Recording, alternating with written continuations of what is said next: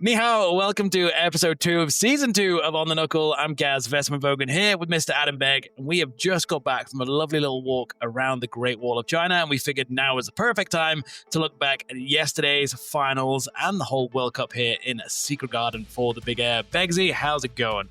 Good. Yeah, it was a show yesterday, so like you said, I think it's a good time to sit down and catch up on what went down in the last few days in qualies and in finals. Let's get into it. It was a pretty heater of a contest, to be honest. Well, very work was cut out for us, should we say. We had a bit of an intense couple of days with qualifications on Thursday and then finals yesterday after the free skiers. But just to kind of bring us back to something we talked about in episode 1 with an Olympic excitometer. I think back then you were about an 8. How's the excitement meter feeling 2 months out for the games after the first contest of the season? It's still up in those high excellence scores. I think I'd say a 9. More excited because the season's in. Got Beijing starting, or you guys are head down there tomorrow, and then Steamboat after that. So as far as Big Air goes, the season's well and truly into it. So pumped. Yeah, I'm probably about the same. I think 8 or 9, still a little bit nervous, just given the standard and what we're seeing, like excitedly nervous. I think we're going to have a lot of big stuff to judge, which is sick. But as Beggsy said, I'm going down to Beijing tomorrow for the next Big Air. He's abandoning me to go home for the week before coming across the Steamboat. So very intense couple of weeks ahead of us. But yeah, let's get straight into Secret Garden Big Air.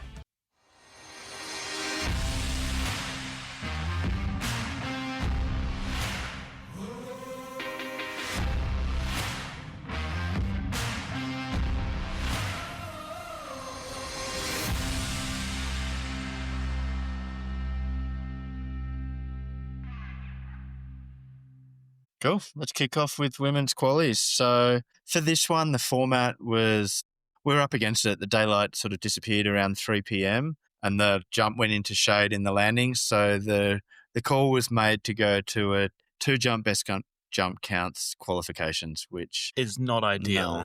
No. Usually we'll do the same finals format for qualies if we can, and that's what we'll do this week in Beijing. But yeah, it's that daylight hours, trying to get 60 men, 30 women through 3 jumps is just not possible before 2:30 in the afternoon. So yeah, we cut it down to best of 2 counts, which makes our life a little bit harder because we see so many of these tricks that we then have to spread the range a lot more for, which doesn't look good visually, but it's the only way that we can kind of get through ranking them. So if you look at any of the qualies results, the scores go pretty low, even on the landed tricks, just because we got to spread that range to take into account. How many 10s did we see in the women's? All in all, there was 16 out of the women. So I think 10 were landed with another 6 not landed. So it was the best, probably one of the best qualities we've seen as far as standard of jumps goes. Yeah, definitely. And if we put it into finals context, usually if it's a similar trick, we put a similar score in.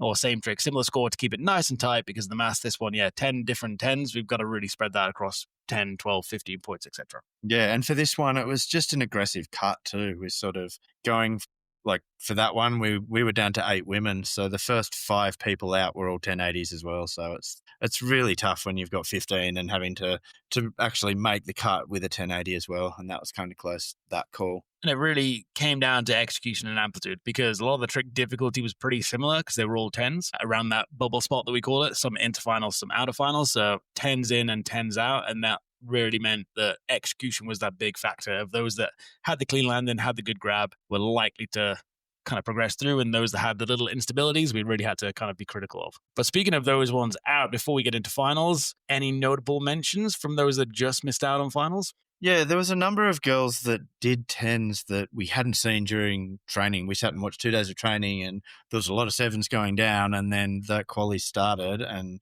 they just went for it. And one of them was probably one of the biggest standouts or better 10s of the day was Maisie Hill. Execution in the air was amazing. Amplitude was good. She nailed it, rode away for a bit and then reverted. So it was unfortunate that stopped her from getting into the finals. Yeah, I think that was one of the best 10s I've seen her do. And we kind of had to go back and look and be like, was it a revert to kind of stop and kill the speed before you hit the crash barrier? Or was it part of the trick? And we just looked at it as she still had that momentum from the spin and hadn't fully killed it. So we had to be harsh with it because it was still that control element at the landing. Yeah, but that was a nice one. Then Evelina Taka, the Finnish girl, she had a nice big back double 10 mute. Yep. Huge. Very kind of like what we've got used to seeing how you do a back double 10. It was kind of that stock one, but grab was well held. It was just a little jet ski tail press on the landing, which As we said, had to be harsh with, to be honest. Fully, but good trajectory, good pop on that one. Yeah, had the amplitude for sure. Next, probably Zhang Jiao Chen, the Chinese girl. She did a nice front 10 melon. Yep. Hand swipe on the landing, unfortunately. Just going back through my steno sort of thing. But like it was I've got slight hand touch is how I had it. A bit toe edge heavy on the landing. Would have got her in because the last one in was a back double 10. This is front 10, so a little bit more difficulty in the trick, but a bigger mistake in the landing, and that's kind of what cost her and had to pull her out. Unfortunately, because it, again, was another good front 10 until that tiny bit. And it sounds like we're being really harsh, but when you're only taking 8 women through and 10 of them have got decent 10s, you're like, okay, there's something has to be evaluated. Yeah, and then another one that was just unlucky, a good 10, as you said, it was Sky Remens, and she had a front 10 tail. Nothing wrong with that on the landing, good landing. If anything, it was just a slightly shorter grab. So as far as execution, it wasn't quite where the other ones were. But first World Cup for her and just missing out on finals is pretty sick to see. But lovely front 10, it was just, short grab or shorter grab. And that pretty much takes us to the bubble spot. So it was Lucia Georgali that was just out and Tess Cody who was just in. And both of them did back double 10. Tess is with a melon, Lucia's with a mute. Yeah, they were close, I think. Obviously, the melon's a slightly more difficult grab. Yeah, so I think like Tess had the difficulty side of things because we kind of take the rotation out because of the same rotation, but the melon was a little bit more difficult than the mute. Then Amplitude went to Lucia. Tess's landing, to be honest, was like picture perfect. The amplitude wasn't there, but she landed barely bent her knees, and it was just like perfect. And that was it. That was the clincher. You said amplitude went to Lucia, difficulty and execution went to Tess. It was the after bang on that landing. I think it was as good as it gets, and then just straight line out of there. So that got her into the finals. Sweet. And then getting into finals, because that was the big one. So finals, we went to the 2 out of 3 format again. Riders having to do 2 tricks in different directions. The women have all 4 directions available. So we're looking for one frontside or backside or switch frontside or switch backside, etc. So, and this is where kind of came to clutch. And it started off finals was a little bit, I don't know if the jump was a bit beaten in or because of the high standard we'd seen from qualies in both the men's and the women. I think everyone just kind of came out the bag and chucked. There was no safety runs. It was just like, biggest trick, let's try put it down first run. And so we saw a couple of crashes in there. Like, unlucky for Lily, she had 3 attempts at the double 10s and just couldn't quite stick them. Huge amplitude, and I think that was what cost her. I believe there was a bit of a tailwind, which might have been carrying the riders a little bit further than expected. But yeah, should we go into the podium, or do you want to go through we'll start at 5th. Cool. I think with that one too, the wind, the takeoff's actually quite high, so it's windier at the top of the mountain and the jump's kind of in a little valley, but where you stand to start your drop in, you can feel it a lot more than what it's actually doing in the knuckles. So that combined with some nerves, probably a few more crashed runs than we're used to on the first run. It's definitely those finals nerves kick in. And first event of the season as well, and it's one of those back in the bib. Cope with the finals. And big crowd as well, which always adds a little bit of pressure. Yeah, so in 5th place for that one, we had Mila Stalker. I think that's her best comp result ever. There was 3 Aussies in the final, which is rare for a big air. It's usually we don't get a lot of Australians in the final for that, but she did a really nice front 10 mute, the front 10 that got her into the finals, but then just was lacking a second trick. Yeah, it's really great from Mila Stalker. Yeah, definitely first World Cup final for her and Ali Hickman, so great results, both all good for the points cheese. And yeah, Mila front 10 on the first run, execution in the air perfect, and then had this long kind of steezy, but we had to be critical of it, but like the long tail press jet ski holding onto it, and it's like if she had a less stiff board, she'd have just flipped straight out, but you could see holding onto that tail and then landed it. So couldn't get a high score because of the execution of the landing, went to back 7 on run 2, and then run 3 went back to the front 10. Much better landing, but just missed the grab off the snap. Had to then set the rotation, then went back to get the grab later on. So it was that execution in the air which kind of kept her from getting a little bit further up. But I'd just shout out, like, great first World Cup final, great way to start the season, and exciting rider for the future. Totally. And then that pushes us into 4th. Tess Cody was in 4th. She had a back double 10 melon and a switchback 9 mute. 2 very Tess tricks. Switchback 9 we've seen from Tess for years, and it's always pretty good executed, I kind of want to say. Yeah, she's one of the few girls. There's a couple of them that are already sort of, I guess, anticipating a format change in the next few years and has two different tricks of two different directions, similar to the men, as opposed to the 2 of 4 that the women's format currently is. Yeah, and I think Tess was just lacking that amplitude because that was what I got my notes. Came on down just after the first line, little heel edge heavy on the switchback 9. So again, like good execution in the air. Execution on the landing was what was kind of critical. And when we looked to our podium, that's where the execution was kind of stomped all the way through. So that's what kept Tess off the podium. Yeah, and that leads us into the podium. Another Japanese clean sweep. Something Total we're getting very dominance. used to. So third place, Miyabi Onitsuka, her first World Cup podium in quite some time, which is awesome to see her back up. Cap 10 run 1, back double 10 run 2, then went for the Cap 12 to kind of take the win at the end, and unfortunately just couldn't quite hang on with the landing. So 10-10 got her into third place, which is kind of sick. A little bit of a low score on run 1, not super low, but we had to kind of pull it down a little bit, just a little bit of over rotation in the landing, kind of put it down sick. And then couldn't quite stop that rotation. Kind of similar to what we saw from Maisie in qualies. Miyabi did a better job of kind of catching it earlier. So it was a little bit over onto the heels and then bring it back. Yeah, it's almost like she rode for a bit and just kind of had to hold it. So it went down as an over rotate for that one. In second place, we had Reira Irabuchi, back 10 nose and front 10 tail. Yeah, and that back 10 nose is sick. Yeah, I think we've spoken about that one before. It's just the axis that puts her on, where how she sees it all. It's just a cool looking trick. Yeah. And fits the criteria. Yeah, it's pretty perfect. Great grab in the air. Little heel edge on the landing, so tiny little instability. Not as bad as what we saw from Miyabi, but just a little bit there that we kind of took note of. And then, yeah, the front 10 tail was that slight jet ski coming out of it. Yeah. Little bit tail heavy, should we say.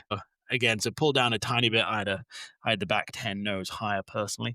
But yeah, that was kind of how that one wrapped out. And then on to our winner, first World Cup of the season in the women's. Who takes the victory? Mari Fukada on that one. ChatGPT will be pleased because that was one of Chat's predictions for the Olympic podium in the big air. Yeah, and that switchback double 10 that we've spoken so much about over the last few episodes, Big Air's World Champs, it's a moneymaker for her. She's got it on lock and she puts it down pretty much every time. Yeah. Nice slow rotation, good grab. It's a nice trick, that one. And for her backup, she had one that was kind of standing out to me in qualies. I think I'd filmed it and showed the guys. It was really cool. It was a front 10 tail, and then the last 360, she drops it into a 360 melon, but it was almost like the two separate tricks. She went tail on the first front 7 and into a 3 on the second, and that was cool. Yeah, it's pretty unique and like nice little execution point and a good way for her to separate herself from the other front 10s that we see, because it's got that kind of unique execution. They're not two grabs that massively help the rotation. They're not super countering the rotation, but they're there as two kind of switch ups. And the switchback double 10, we see the likes of Tess and Zoe Sadowski-Synnott doing switchback 9s or 12s. I think Mary is the only one that is actually going switchback 10 or switchback 14 if you look at her Instagram. Yeah, in comp at the moment. I think Tess just dropped some switchback 10s out of Corvettes the other week, so we might start to see some more, hopefully. Yeah, that's it, because that got rewarded. Well, both tricks got rewarded. Good execution. Very Mary Fukada execution we got used to seeing. Like, she's been pretty on point for the last two World Cup seasons since she kind of came on the scene. So, yeah, but all Japanese podium to kind of kick things off. Yeah. Should we go into men's? Yeah. Talk about some men's qualies. I guess the one we didn't speak about from the Japanese team, Kokomo Murazu. Yeah. Did make it through to finals with classic Kokomo trick in qualies, into finals and just couldn't put it down. If we go back to my nose, front double 10 truck, under-rotated, double hand drag, and she kind of put her face in the snow on that one. That was when we looked as to whether it was a landing instability or full crash. Came out as a full crash. Stomped it on run 2, front double 10 truck. Great, like very Kokomo execution. And then back double 10, she just couldn't quite stick the landing on run 3. Yes. So that's where, if you're wondering where Kokomo was, that's why. So just behind the Stalker in 6th. But as you say, on to the men's. So men's qualies wasn't that insane? Yeah, that was a wild ride, especially Heat 1. Heat 2, I think they started to suffer a little bit with the light kind of coming in towards the end for that run 2. But Heat 1 just went off. Yeah, it was that format again too. We saw everyone having to put down one jump of 2, and it resulted in 15 riders trying 19s, which we worked out a quarter of the field all did 19s.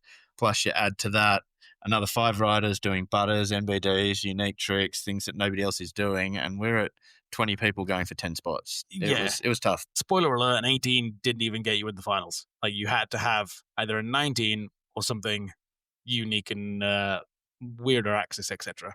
on that other side, which is kind of wild to think of because we're going from 60 men down to 10 for finals. It's a brutal cut, top 5 from each heat, and just a tough format for the riders. Yeah, it would have been nice to take 12 or 16. 12 would have been pretty good, and we've kind of said a bunch in the past that like taking 6 or 7 out of each heat would be, there's often a nicer cut after your top 7, whereas sometimes the cut after the first 5 is pretty tight on the bubble. But yeah, first one out in heat 1 was Romain Alamand. He had a back 18 bloody Dracula, and with that one, his backhand all week was in a pretty good spot. Maybe you listened to that episode where we talked about how to do a bloody Dracula. Yeah, but the other hand it slipped off the grab slightly, so I think he just left a few points on the table there. It wasn't much, but it was just out. And then for his second trick was a nice unit, one of the unique ones. Yep, back double 14, bring back to 12, or pull back to 12 as we kind of use the terminology. But so 2 very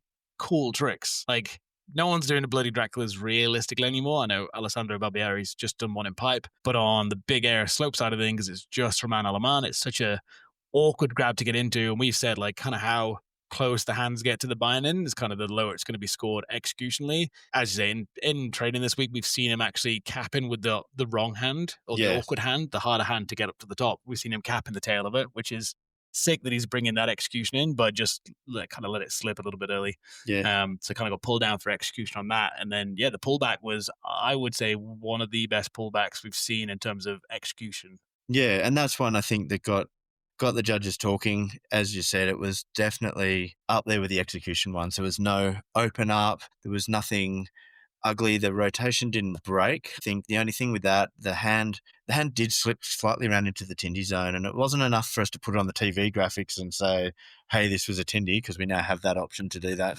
But then because of that execution of the pullback, it was actually the scoring trick that he just missed finals on. And as we said, it was the non-open up, the way he managed to really stay composed and execute it well throughout that one, that sort of had it up there. Yeah, and it was quite cool to see that trick and be able to reward it like higher than his front 18 bloody Dracula was kind of impressive, I think, because it's kind of nice to see those tricks that we've seen on Instagram from Stubai, SAS, Australia, etc., and be able to kind of put a score on it to see how it would kind of fire out. Yeah, totally. And then in 12th, just off the cut, as we said, it would have been nice to take 12, was Ian Mattioli. So he went out with a good switch 18. Yeah. Switch back 18. It's like, I want to say perfectly executed, held the grab, nice clean landing. It was just a very flat trajectory. Yeah, which is rare for him. Yeah, he's usually a popper. Yeah, there we go. It's like we're in sync again. Usually got great amplitude, just didn't have it this time. Yeah. With that, I guess there's a few other talking points. I'll start with Rene Rinakangas. All week he was doing backside nose butter 14. It was like a backside butter 14, like a double rodeo type of thing. Yeah. Tail grab. Really difficult. And some days he like every single time he was committing to the butter, spinning backside off the jump. It was death defying, that takeoff, as far as the likelihood of catching it. Yeah. So if you missed the snap on, he went to 12. I saw one time he almost butted 360 before it even taken off. Super progressive. Yeah. Very cool takeoff. And then, in qualies, we actually saw him catch the edge that he'd been avoiding all training days long. And then suddenly when it kind of came down to the wire. So that was a trick that we talked about a lot when we kind of chatted about our range, and we're pretty happy where we wanted to put it and reward it. Execution on the day just came down to it. Yeah. And he only ended up going 12 on that too, which is a shame, because if he'd got the 14, like I think it would have been it was up there. That's a difficult trick that no one's doing. If the execution was there, it would have got the reward, I think. Yeah. And we had a couple of as we said on the last episode we did, this is the year of the takeoff, because we're starting to see more of those weird things. The other rider that was doing the kind of butter takeoffs, obviously Judd made it through to finals, which, spoiler alert, we'll come to that in just a moment. But then Marcus Cleveland was initially just like he was doing backside 16 Indy, which is very kind of stock Marcus trick we've seen in slopestyle a whole bunch. Seemed an interesting pick for the big air. Yeah. We checked the takeoff count both times on both runs because we weren't 100% sure. We've seen him do the backside 14 nose butter in Australia, so we kind of wanted to check that one, and it just looked like he didn't quite have the timing for the butter. First one was definitely just a standard back 16, and then second one almost went through like frame by frame to see if it was a butter or not a butter, if it was just rotated. You just kind of missed it. And unlike Judd's or Rene's or those ones where there was a clear definition and the butter was clear, it kind of was just a little bit smeared. There wasn't quite that tail lifting off in the process. And like I say, we frame by framed it, and I think it was just one of those ones. It wasn't unanimous across the panel, so I think the judges deemed that it wasn't a butter in that instance, and instead of sort of being up there, it ended up down in the sort of mid-range points. Yeah, they looked like toward right as he got to the lip, he's already like 90 degrees sideways, and it looked arguably from the camera angle that there was a bit of tail lift, but no way was it as clear as Rene's or Judd's when there's actually that full pre-butter well executed. So that was why, it was. Yeah. If he'd got it down, it's like, cool, nose butter back 16, NBD trick that we've not seen on Instagram. We've definitely not seen in contest. So would have got the reward for it, but because of that execution on the butter, just got classed more as a kind of interesting back 16. Yeah, and that's where the difficulty lies in that trick. We've watched those guys that do those butters. It's not consistent. It's hard. They battle with it. It's taken Judd nearly 18 months to get his down to a point where he can actually land it nearly every time in comp, and nobody else is stepping to that. Again, here, it was countless times Rene did his that just over and over again, and then it comes to qualies and he couldn't put it down. And then same with Marcus. It's like that trick is extremely difficult. So like you say, if had it gone down and we'd seen a backside nose butter 16 Indy, we would have seen a good score on that one. Yeah, totally. But the way it kind of fell out after run one, it was pretty apparent looking at the scores and how everyone had ridden that you kind of needed a 19 to get into finals. And run two, we just started seeing everyone chuck 19s. Like Clemens Miller tried a 19, Mark McMorris tried a 19, and then I think kind of special shout out to Nicky Huber, who might have just been going for his 18 again. We couldn't really quite tell, but probably pushing for a 19. Didn't get it. Came down super heavy on his ass. Got sledded off the slope, and is kind of dealing with a bit of an injury. So hopefully he heals up. Hopefully heals fast. And if you're listening, rest up and heal fast. Love to see you back. Cool. And then the other one was Nicolas Foimbois, who unleashed the switch triple back roadie 1260 for the first time in 2 years since Edmonton. Is it? Yeah, it's been a while. And that's, I think, again, because it speaks to how risky and dangerous that trick is. It's not one you just go and chuck every day of the week. And he's been away on injury, and he put that down. And we had a 1260 in the finals amongst, 19s and 18s that were out. It was definitely rewarded for its progression and difficulty, that one, and it was good. He left a few points on the table with that one on the first double jump. hand kind of as he swiped on the landing. Yeah, which, I mean, it still had him in the finals because of where it sat on that range, but he went back up to clean it up, and unfortunately had a violent crash on that one. It was a tough one to watch, which unfortunately put him out for the finals as well. Yeah, that was by far, I want to say, the worst crash I've seen from judging history. That was rough. So fortunately, it seems like he's all right. He's kind of still hanging with the team, but got pulled from finals. But hopefully he's back soon, because he's had a rough ride the last couple of years. But it kind of shows how risky that trick is, and the fact that we've not seen anyone kind of push that switchback triple rodeo boundary. We've seen people start to do the double rodeo 12s and the double rodeo 16s, but we've not seen anyone go back up to triple, kind of just showing the risk and the difficulty of that trick. Billy Morgan was the first one to do a back triple rodeo, but that was regular backside rather than switch backside, but that was way back when, and no one seems to want to kind of take a swing at it because of the gnarliness of it. And even then, the way he does his, it's almost like 90 roll style. Like he literally backflips down the hill, looking in the windows here at the hotel. It's a really crazy angle that he takes on that one. So a couple of brutal slams in at qualies. So we only had 9 men in the final. Nick kind of kept his spot in the final to keep his top 10 finish. We didn't sub anyone in or anyone out. Yeah. And then into finals. Yeah, and it was only Hammers that went into the finals. We saw Judd go in. He went frontside nose butter to switch back 1260. So again, the butter conversation we were just having, he got the snap on the butter, so he switched back 12 after that. Good execution, managed to get good pulp. Everything about that trick was really good. And again, another 1260 in amongst a plethora of 19s. Yeah, which is sick to see. Good for snowboarding, I think, to have that balance.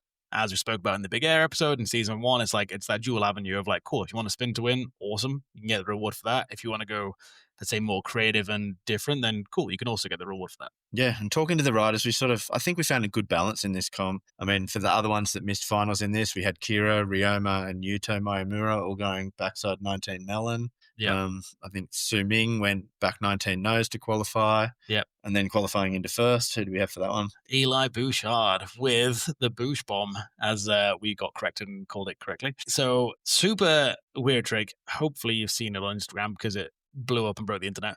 But yeah, really unique take, kind of that frontside nollie nose butter, shifty-ish, then pulling it back into the switch frontside or backside direction. So proper mind melter to get your head around. Super progressive. We've not seen anything like that. We've seen obviously the rodeo axis and butters before, but that was a full, unique, brand new axis unlocked. Breaks physics and was rewarded well. And I think people seemed happy with that reward. It had full control throughout. There wasn't the same kind of separation that we've seen from various pullbacks, etc. So it was mechanically sound, mechanically difficult, well executed, had the grab through the majority of the rotation, and just popped himself up into front spot place. And it was an MBD done for qualifying. Yeah, like you say with that one, he has the direction change, he has the grab, it sort of drops him into that switch. For him, it's a switch to the radio axis. Kind of has all different parts of the criteria, and yeah, it's gone straight from the breaking the internet, that one, into a qualifications run. So that's no longer an MBD. But no, and I believe if I look at my steno, run 1 he did I think it's a 360 out of it. Run 2 he did the full 540 out of it, so I kind of bumped it up a little bit. So I think it went from the boosh in run 1 to the boosh bomb in run 2. So it's kind of funky having these weird phrases around, but love it. Love the creativity in that part of it.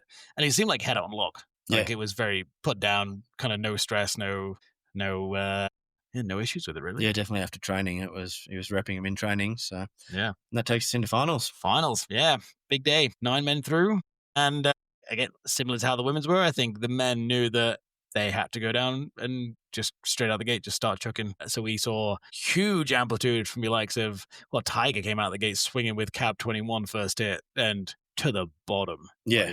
There was very little chance of his legs being able to hold the impact because he was so far down the landing. Got the rotation round fine, but it was very much like board and then body.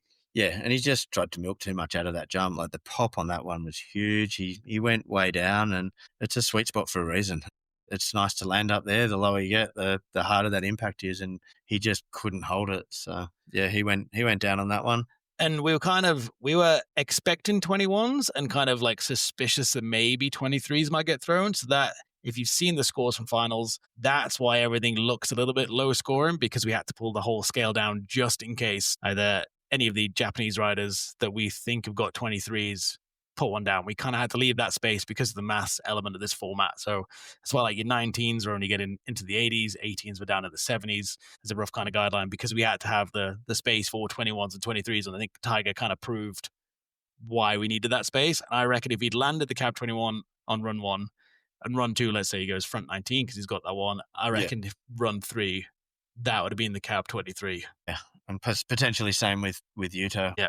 It was whispering someone was going to try 23s, so we sort of have to leave some space for it. Yeah. And kind of sucks a bit visually because it looks like a low scoring final. In reality, we could have gone like 10, 15 points higher for all those tricks. In hindsight, if we'd known how everything kind of played out. But the last thing we want to be doing as judges is giving a 19 and 97 and then suddenly start to see 21s or 23s and not have the space to go. Yeah. So it's kind of nicer and better for us to play it safe a little bit.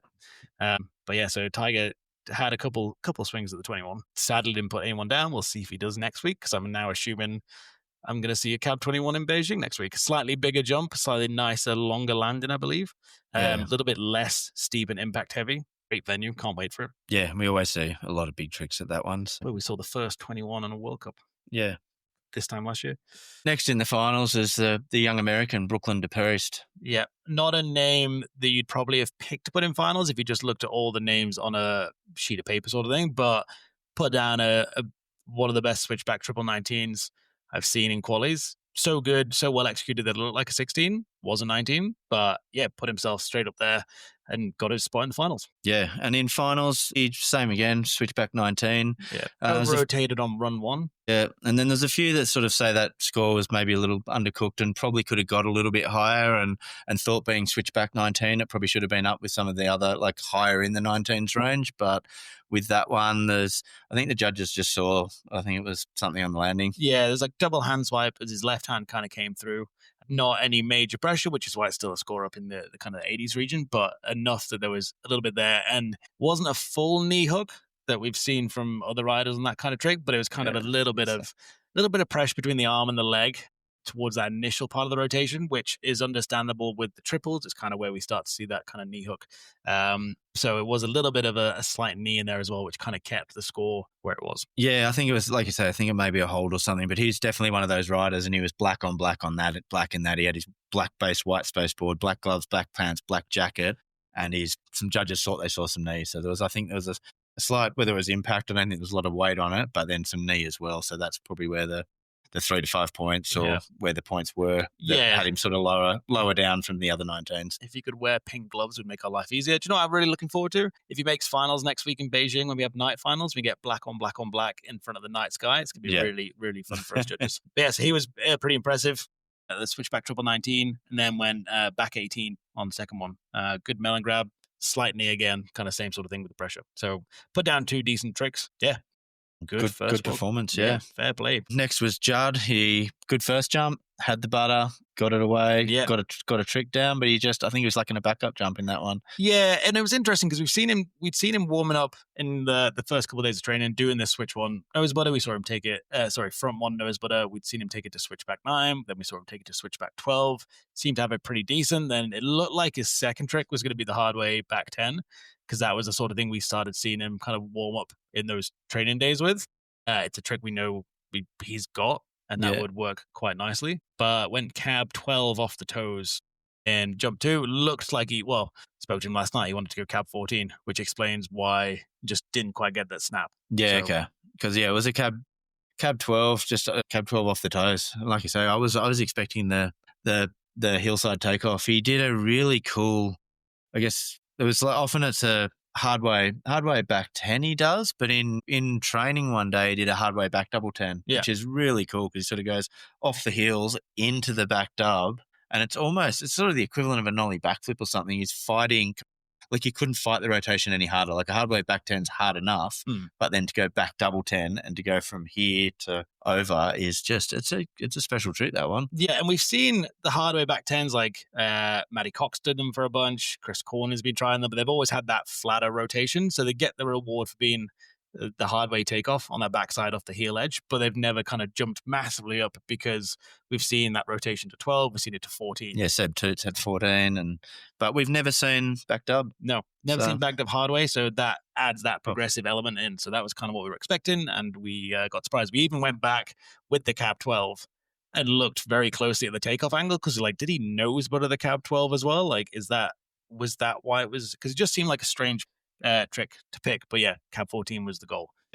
So that explains that one for Judd. So, but his first World Cup final for big air in a while, and just again cool to see the opposite angle for spin to win. Totally. And talking spin to win, we had Yuto Miyamura come out throwing some big ones, and him, Tiger, and Kira all went down. Yeah, it was unfortunate, which sort of because they came out with front 19 for Yuto, then back 19, landed the back 19, but couldn't put the front 19 down, which kind of shows the difficulty. Yeah, all 3, Tiger, Kira, Yuto, just swinging for the fences. Yeah, and Kira's usually got a stomp rate on him. He's one of those guys that doesn't seem to fall, so kind of left it pretty open for 4th place, who we had Eli Bouchard. Yeah, which did the Bouch bomb. Started off with the triple moose in his run 1, then went to Bouch bomb in run 2, then came back to the triple moose in run 3 to try and improve the score. Because the first run with the triple moose was a little bit lower, kind of down that trick ranking, as it were, than it might have been previously, and we just looked at the grab duration for that one.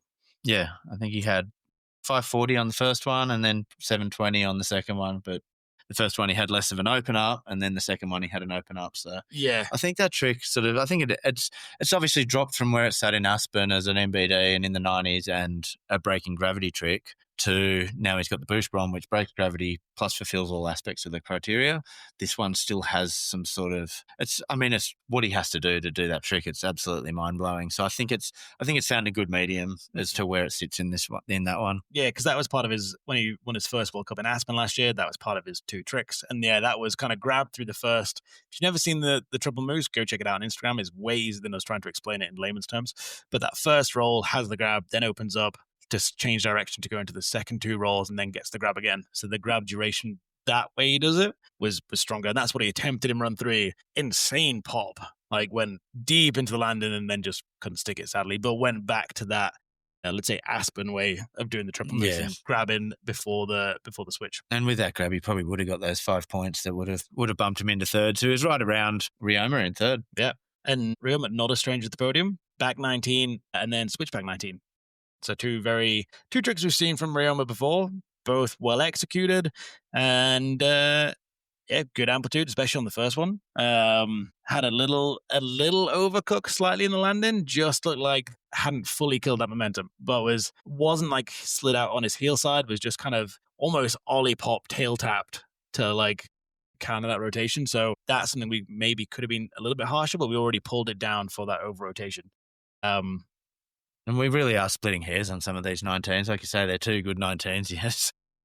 One melon. I think the other thing that he sometimes gets docked a little bit for is we sort of say that the tail grabs or the grabs between the bindings are easier, but your grabs on the end of the board harder. And he does have a tendency to, when he grabs the tail or nose, he does pull it into his body a little bit and kind of I think he puts his arm down near his leg, but gets that real sort of pirouette type axis. Again, when certain judges like different things, that can sometimes be a point here or there.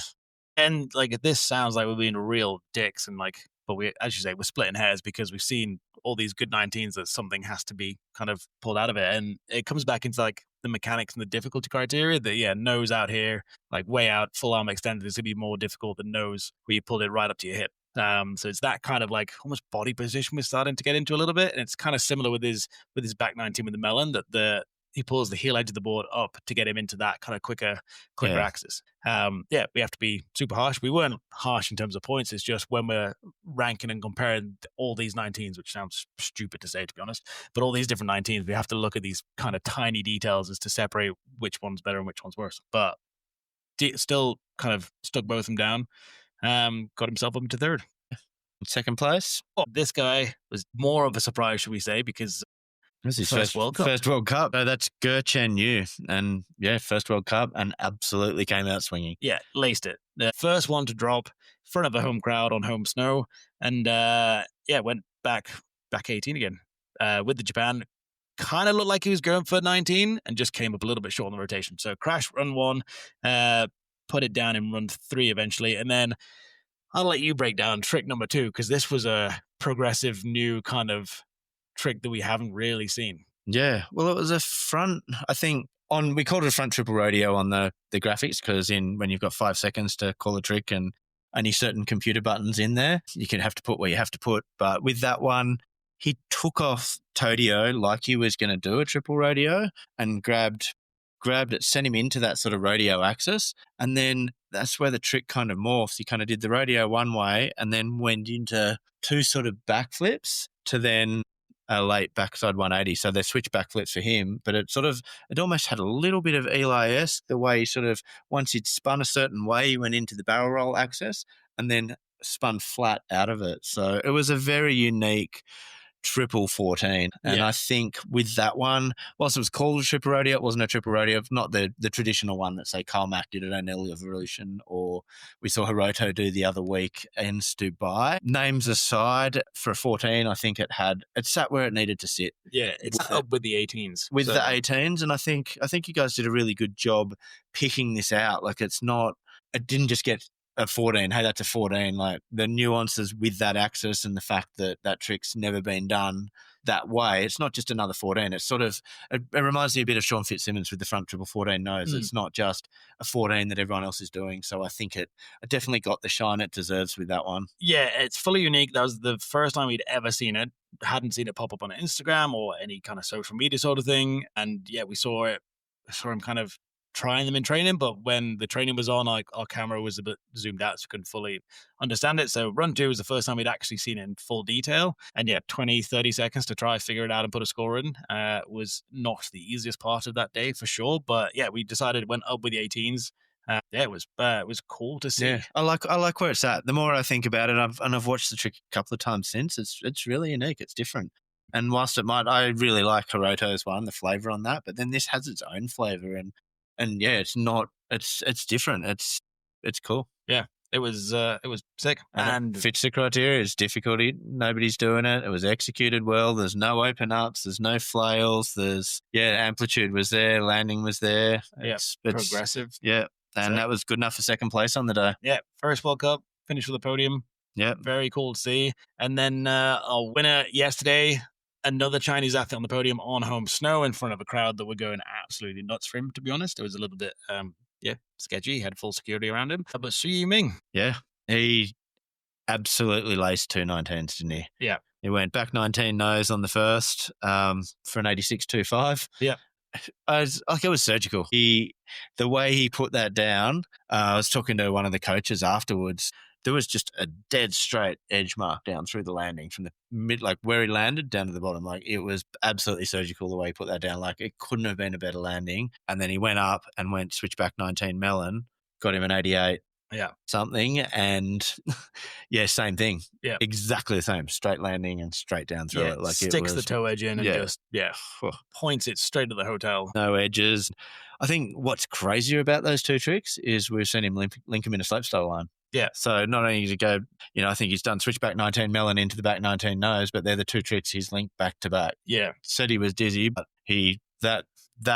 the way he put them down there, he's got them on lock. Yeah.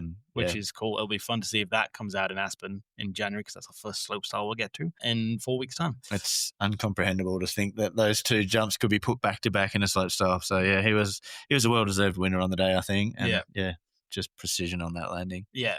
Very cool. Very humble about it as well, which is cool. But you can see the raw emotion coming out when he lands, which is obviously doesn't affect our score, but it's just quite cool to see that it still means so much after he's picked up 2 Olympic medals.